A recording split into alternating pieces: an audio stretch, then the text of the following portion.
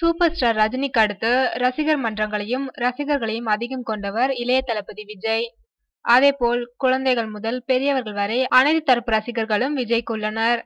இந்நிலையில் மற்றொரு விஷயத்திலும் ரஜினிக்கு அடுத்த இடத்திற்கு நெருங்கி வருகிறாராம் விஜய். புலி படத்தை தொடர்ந்து அட்லி இயக்கும் புதிய படத்தில் நடித்துக் கொண்டிருக்கிறார் விஜய். இப்படத்தை தயாரிப்பவர் கலைப்புலி தானு. இவர் இதற்கு முன்பே சச்சின், துப்பாக்கி ஆகிய விஜய் படங்களை தயாரித்திருந்தார். தற்போது தயாரிக்கும் விஜய் 59வது படத்திற்கு இதுவரை விஜய் வாங்காத சம்பளத்தை கொடுக்க இருக்கிறாராம் தானு. அதாவது விஜயின் சம்பளம் 30 கோடி என்கின்றனர் விவரம் அறிந்தவர்கள். ரஞ்சித் இயக்கும் ரஜினிகாந்தின் புதிய படத்தை கலைப்புலி தானு தான் தயாரிக்கின்றார்.